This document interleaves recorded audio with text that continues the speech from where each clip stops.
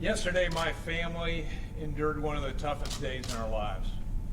Fortunately, my daughter is alive, I'm alive, and we have a God who we trust in to guide us on the path we're walking. I'm doing fine. I'm a little bit sore, got some staples, but I'm doing fine. We'd like to thank the Tulsa community for the outpouring of love, support, and prayers that we've received. This community has something very special that very few communities have. We love and support each other, even in some of the most trying times. First, I would like to thank the dispatchers who took this call. I know they have a tough job, but they managed to get the right people to my home when we needed it the most. Second, thank you to the Tulsa Fire Department, who did what they had to do to intervene. You guys are great. Thank you very much.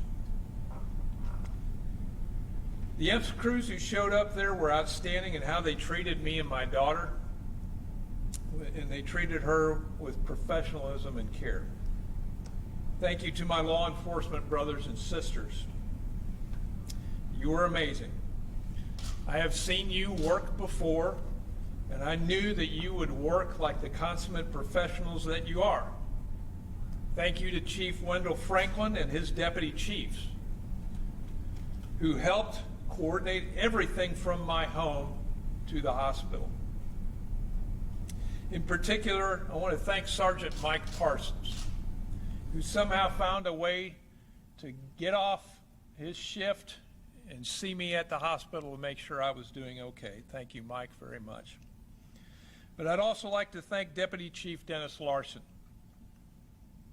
who personally called my wife and made it a point to have people at the hospital to answer her questions.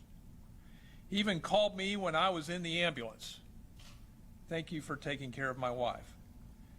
And thank you to Sheriff Regalado for also coming to the hospital. I will never forget that you had one of your deputies remain with me and my family the whole time I was at the hospital until we got in our car to leave. So thank you, Sheriff. And finally, to the entire St. Francis team. We know that you are suffering from a terrible tragedy that you recently endured. I was trusted in your care and in your good hands. From the top to the bottom, all of you cared for me and my daughter. Thank you for treating her with dignity and respect. Obviously, my office will not be handling this case involving my daughter. District Attorney Jack Thorpe from Wagner County has been appointed by the Attorney General's office to handle the case. And all of your specific inquiries, any questions that you have, you need to direct those questions to District Attorney Thorpe. I will simply say what I have said countless times before. We live in a great country in which we demand the presumption of innocence. It is what makes our country stand above all other countries.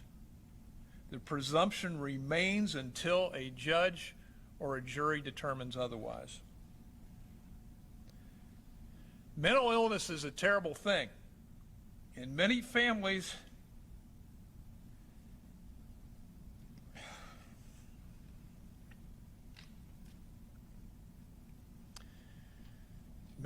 like ours have endured years of anxious-ridden concern for our affected loved ones. No one wants to be mentally ill. You have heard me speak on many occasions of this state and this country's need to address what seems to be an exploding mental health crisis among our population. In my 30-plus years, I've witnessed that system erode so badly that now the Tulsa County Sheriff houses the largest population of mentally ill affected people in the state. That is simply wrong, and we as a state need to do better. In August of 2015, Labor Commissioner Mark Costello was stabbed to death by his mentally ill son at a Brahms restaurant. That was this state's very first public warning that our laws governing the mentally ill and the funding necessary to treat them while also protecting the public was in peril. That was 7 years ago. In that time, I served on the Oklahoma Commission for Criminal Justice Reclassification Committee. We were tasked with looking at our criminal justice system and making recommendations to our state elected leaders. As part of that process, we looked once again at the paucity of funding and resources to address the treatment needs of our citizens. It has been crickets since the death of Labor Commissioner Costello. Crickets. When it comes to meaningful health funding, the elected leaders of our state legislature need to make this a priority.